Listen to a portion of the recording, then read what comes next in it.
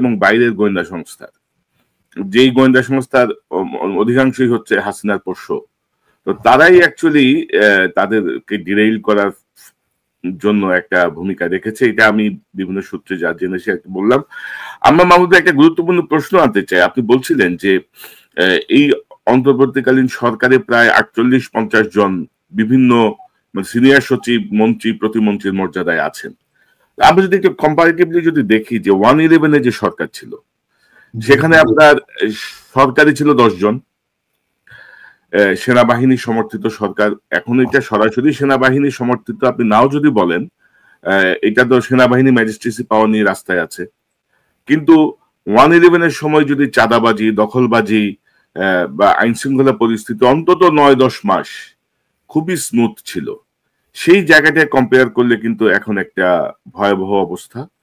আপনাদের যে সেমিনার রাওয়াতে ছিল, সেই রাওয়াত সেমিনারের থেকে আমি যদি আপনাকে একটু যদি দেখাই আপনাদের যে বক্তব্য, সেখানে ডক্টর আব্দুল্লাহ ইউসুফ বলেন, যিনি আরেকজন কিনোট স্পিকার ছিলেন সেনাবাহিনীর পক্ষ থেকে, তিনি বলছিলেন যে সশস্ত্র বাহিনী কি শুধুই বহিস্থ স্বাধীনতা এবং সার্বভৌমত্ব রক্ষার দায়িত্বে থাকবে, নাকি অভ্যন্তরীণ স্বাধীনতা এবং সার্বভৌমত্ব রক্ষায়ও তাদের অংশগ্রহণ থাকবে? বিষয়টি স্পষ্ট না থাকার কারণে রাজনৈতিক দলগুলো সামরিক বাহিনীকে নিজেদের ক্ষমতা সুসংহত করার লক্ষ্যে যথেচ্ছার ব্যবহার করেছে। এবং আপনি কিন্তু যারা গুম খুনের সঙ্গে জড়িত তাদের বিচারের ব্যাপারে প্রস্তাব দিয়েছেন। আপনি কিন্তু সেনাবাহিনীর সঙ্গে সরকার এবং রাষ্ট্রপ্রধানের সমন্বয় করার জন্য জাতীয় নিরাপত্তা উপদেষ্টার পদ সৃষ্টির একটি প্রস্তাব করেছেন। তো আমি যেটি বলতে চাচ্ছি যে গত 15 বছরে এই শেখ হাসিনার শাসনে সেনাবাহিনীর মধ্যে কি কোনো গুণগত পরিবর্তন আসলো? যে 111-এর সময় সেনাবাহিনীর যে ভূমিকা আমরা দেখলাম, মানে অন্তত আইন শৃঙ্খলা পরিস্থিতি বা সবকিছু মিলিয়ে, এবার কিন্তু সেটি হচ্ছে না। এবার যথেচ্ছ চাঁদাবাজি। আমি একটু এখানে দ্বিমত করব। আসলে সেনাবাহিনীর যে অবক্ষয়, এটা 111-এর মাধ্যমে শুরু হয়েছিল। কারণ 111-এর সরকার এসেছিল এই ভারতীয় ষড়যন্ত্রের মাধ্যমে। তো তখন থেকেই এই সেনাবাহিনীর যেটাকে বলে না নীতিভ্রষ্ট হওয়া শুরু হয়েছিল। আর একটা বড় ব্যাপার হলো যে 111-এর সাথে এবারকার একটা পার্থক্য আছে। পার্থক্যটা হলো যে এবারের বিপ্লব হয়েছে কিন্তু একটা রাজনৈতিক সরকারের বিরুদ্ধে বিপ্লব হয়েছে, এবং বিপ্লব হওয়ার পরে সেনাবাহিনী ক্ষমতা নেয় নাই। তো বিপ্লব হওয়ার পরে বিপ্লব যারা করেছে তাদের পছন্দ মতো সরকার গঠিত হয়েছে, এবং বিরোধী দল যারা ছিল তাদেরকে কোনো আক্রমণ করা হয় নাই। আপনার যদি মনে থাকে 1/11-র পরে বিএনপিকে তো ধূলিসাৎ করে দেওয়া হয়েছিল 1/11 সরকারের পরে, এবং সেটাকে জাস্টিফাই করার জন্য আমি আবারও বিএনপির উপরে জাস্টিফাই করার জন্য আওয়ামী লীগের উপরেও কিছু আক্রমণ করা হয়েছিল। মানে আসল টার্গেট ছিল বিএনপিকে ধ্বংস করা, এবং এটা করার জন্য যাতে একেবারে চোখে না পড়ে এই জন্য আওয়ামী লীগেরও কিছু লোককে গ্রেফতার করা হয়েছিল। তার মধ্যে শেখ হাসিনাও ছিলেন, তিনিও গ্রেফতার হয়েছিলেন। কিন্তু এবার তো কোনো রাজনৈতিক দলের প্রতি সেইভাবে যারা বিরোধী আছেন, আওয়ামী লীগ তো পালিয়ে গেছে, ওদের কথা আলাদা, কিন্তু অন্যান্য দলের প্রতি তো কেউ আক্রমণ করে নাই। তো এই কারণে অন্যান্য দলের পক্ষে দলের মধ্যে যে শৃঙ্খলা আসা উচিত ছিল, এটার দায়িত্ব কিন্তু রাজনৈতিক দলের, এটার দায়িত্ব সরকারের না। রাজনৈতিক দলেরই দায়িত্ব ছিল তাদের কর্মী নেতাদের কন্ট্রোলে রাখা, নিয়ন্ত্রণে রাখা। এটা গেল এক। আর দ্বিতীয় হলো যে এইবার কিন্তু একটা বিপ্লবের মাধ্যমে সরকার এসছে, আর 1/11 সরকার এসেছিল ষড়যন্ত্রের মাধ্যমে। ওটা একটা মিলিটারি কু ছিল। তো বিপ্লবের মধ্যে যে সরকার আসে, বিপ্লবের পরে কিছুটা সমাজে বিশৃঙ্খলা থাকে, কাজেই সেটা আপনাকে ওই যে কি বলে with a pinch of salt আপনাকে একটু মেনে নিতে হবে, যে বিপ্লবের পরে একটু বিশৃঙ্খলা মেনে নিতে হবে। কাজে 1/11 সরকারের চরিত্র এবং এবারের সরকারের চরিত্র একেবারেই আলাদা। আর আমরা কিন্তু 1/11 সরকারের মতো কোনো সরকার দেখতে চাই না। বরং আমি মনে করি যে বর্তমান সরকার যেভাবে আছে সেভাবে তারা তাদের ভুলভ্রান্তি থেকে মুক্ত হোক। যেমন আপনি ম্যাজিস্ট্রেসি পাওয়ারের কথা বললেন, সেনাবাহিনীর ম্যাজিস্ট্রেসি পাওয়ার আছে, কিন্তু তারা তো কোনো বাড়াবাড়ি করছে না। 1/11 পরে তো বাড়াবাড়ি করা হয়েছিল। আপনি তো নিশ্চয়ই চান না যে সেনাবাহিনী বাড়াবাড়ি করুক।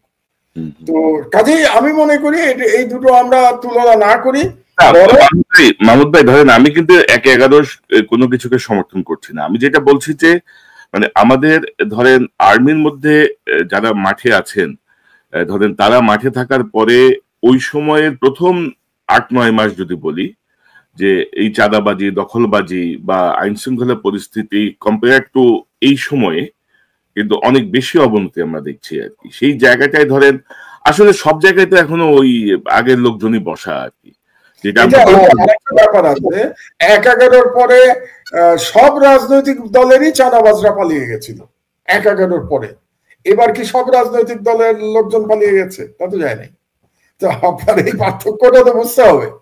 সুতরাং একটা গ্রুপের লোকজন চাঁদাবাজরা তো বহাল তবিয়তে আছে, তো সুতরাং আপনি একই রকম পাবেন না। আমরা এটাই আশা করি। তবে আমি আশা করব যে এই সরকার মানে আরেকটু শক্তভাবে রাষ্ট্র চালাবে। আপনার মনে আছে আমি ঢাকায় ফিরেই একটা কথা বলেছিলাম ইউনূস সাহেবকে উদ্দেশ্য করে, যে আইদার রুল অর কুইট, হয় আপনি শাসন করুন নাহলে আপনি চলে যান। আসলে একটা সরকারের হয় শাসন করতে হবে, নাহলে চলে যেতে হবে। তো এখন পর্যন্ত প্রফেসর ইউনূস প্রথম দিকের ভুলভ্রান্তি থেকে শিক্ষা গ্রহণ করে এখন কিন্তু তিনি বেটার চালাচ্ছেন আগের থেকে। হ্যাঁ, আমরা সমালোচনা করলাম সংস্কারগুলি তিনি করতে পারেন নাই, বা সংস্কারের কোনো আমি জানি না কোনো পরিষ্কার রূপরেখা ওনার মাথাতেও আছে কিনা, বা ওনার যারা উপদেষ্টা তাদের মাথার মধ্যে আছে কিনা, যে মানে কি সংস্কার চায় ইউনূস সাহেব, কি সংস্কার চান, কিংবা তার সরকার কি সংস্কার চায়, এটাও তো আমাদের জানতে হবে। ওনারা শুধু রাজনৈতিক দলগুলোকে জিজ্ঞেস করছেন যে তারা কি সংস্কার চায়, আপনারা কি সংস্কার চান এটা বলবেন না আমাদেরকে? তো সেটা তো আজ পর্যন্ত তিনি বলেন নাই। আমি যেটা আশা করব যে ধরেন ইউনূস সাহেব বলেছেন যে ডিসেম্বর থেকে জুনের মধ্যে নির্বাচন হবে। আমি ইউনূস সাহেবের কথায় আস্থা স্থাপন করতে চাই যে ডিসেম্বর থেকে জুনের মধ্যে নির্বাচন হবে, এবং নির্বাচনে যে সরকার আসবে সেই সরকার একটা ভালো শাসন উপহার দেবে বাংলাদেশকে, এটা আমি আশা করতে চাই। কিন্তু সেই সরকার আসার আগে দুটো কাজ করতে হবে। বিচার সম্পন্ন করতে হবে। অন্তত যারা গণহত্যার জন্য দায়ী, যারা বাংলাদেশের অর্থনীতি ধ্বংস করবার জন্য দায়ী, তাদের বিচার সম্পন্ন হতে হবে, এটা এক। আর দুই, অন্তত একটা সংস্কারের ব্যাপারে ঐক্যমত হতে হবে। কোন সংস্কার? যে সংস্কারের ফলে আমরা কনফার্ম করতে পারবো যে আবার হাসিনার মতো আর এক স্বৈরাচার বাংলাদেশে মাথা ছাড়া দিয়ে উঠবে না। এই দুটো বিষয়ে যদি ঠিক না করে নির্বাচন দেওয়ার সুযোগ প্রফেসর ইউনূসের নাই। কাজে আমি মনে করি যে এখন পর্যন্ত সরকার সংস্কারের ব্যাপারে এবং বিচারের ব্যাপারে যে স্পিডে কাজ করেছে, তাদের স্পিড অনেক গুণ বাড়াতে হবে। এখন এত স্লো কাজ করলে হবে না, বিচারও তাড়াতাড়ি করতে হবে, এবং সংস্কারের ভাই আলাপ আলোচনা যাই করেন না কেন তাড়াতাড়ি করে সংস্কার সম্পন্ন করেন। এবং মাহমুদ ভাই, আমার যা শেষ একটা প্রসঙ্গ জাস্ট 1 মিনিটের মধ্যে শেষ করতে চাই, যে আপনারা বলছেন যে সেনাবাহিনীকে রাজনীতি মুক্তকরণ, বা ধরেন আমাদের গত 15 বছর স্পেশালি আমরা যদি বলি বিচার বিভাগ বলেন, প্রশাসন বলেন, সেনাবাহিনী বলেন, যেভাবে আত্মীয়করণ বা দলীয়করণের মাধ্যমে প্রমোশন হয়েছে। যেমন ধরেন আমাদের পার্শ্ববর্তী ভারতকে নিয়ে আমরা অনেক কথা বলি, কিন্তু ভারতের সেনাবাহিনীর কিন্তু কে চিফ হবে এটা সে 5 বছর আগেই জানে, যে মানে সে যদি এই ভাবে চলে বা এই কোর্স গুলো কমপ্লিট করে, he will be the chief, বা তার এই জায়গাটায় যাইতে কোনো বাধা নাই। কিন্তু যেটা আমাদের এখানে সব পলিটিসাইজড হয়ে গেছে। তো সংস্কারের মধ্যে আপনি কি মনে করেন না যে আমাদের বিচার, প্রশাসন, সেনাবাহিনী এই সবগুলো জায়গায় যোগ্যতার মাপকাঠিতে পদোন্নতি এবং মানে পজিশনের ব্যাপারে একটি সুনির্দিষ্ট নীতিমালা, যেটি আপনি বলছিলেন নিরাপত্তা উপদেষ্টা বা আমার তো সুনির্দিষ্ট প্রস্তাব আছে। আপনি পুরোটা যদি পড়ে থাকেন, আমার খুব বেশ বড় থিসিস তো প্রায় 20 পাতার বই, সেখানে আমি পরিষ্কার ভাবে বলেছি যে কেবলমাত্র মেধার ভিত্তিতে প্রমোশন হতে হবে। এখানে পছন্দের প্রমোশনের কোনো সুযোগ থাকতে পারবে না। আমি সেনাবাহিনীর কথা বলছি। আর গত 15 বছরের সেনাবাহিনীতে যে রাজনীতিকরণ হয়েছে, এই 15 বছরের রাজনীতিকরণের জন্য কিন্তু আমি রাজনীতিবিদদের বেশি দায়ী করি। কারণ কারা করেছে এটা? শেখ হাসিনা করেছে। পলিটিশিয়ান শেখ হাসিনা কেন করেছে? যাতে সে ক্ষমতায় টিকে থাকতে পারে, এবং ক্ষমতায় টিকে থাকার জন্য সে কি করেছে? অযোগ্য লোকদের উপরে নিয়ে এসছে, এবং দলীয় লোকদের উপরে নিয়ে এসছে, এবং সে কার সাথে মিলে কাজ করেছে? ভারতের গোয়েন্দা সংস্থার সাথে মিলে কাজ করেছে, তাই না? আপনার তো মনে আছে, আপনার এখানেই টক শোতে একজন জেনারেল পরিষ্কারভাবে বলে গেছিল যে ভারতীয় নির্দেশ ছাড়া বাংলাদেশে সেনাপ্রধান নিয়োগ প্রাপ্ত হয় না, বাংলাদেশে সেনাপ্রধান কে হবে এটা দিল্লি ঠিক করে দেয়। আপনার টক শোতে বলে গেছে, একটা লিখিত চুক্তি করতে হয় ওদের সাথে, চুক্তি, এটা আপনার টক শোতে বলে গেছে। তাহলে এই যে পরিস্থিতি, এটা তো সেনাবাহিনী করে নাই, এটা করেছে ভারত এবং হাসিনা মিলে। তার মানে এই যে পলিটিসাইজেশনের কথা আমরা যেটা বলছি, এটা কিন্তু করেছে রাজনীতিবিদরা, এটা করেছে হাসিনা ক্ষমতায় টিকে থাকার জন্য, নিজে ফ্যাসিস্ট হয়ে উঠবার জন্য। সেখানে সেনাবাহিনীর ব্যর্থতা কোনখানে? সেনাবাহিনী এটাকে মেনে নিয়েছে, এটা হচ্ছে সেনাবাহিনীর ব্যর্থতা।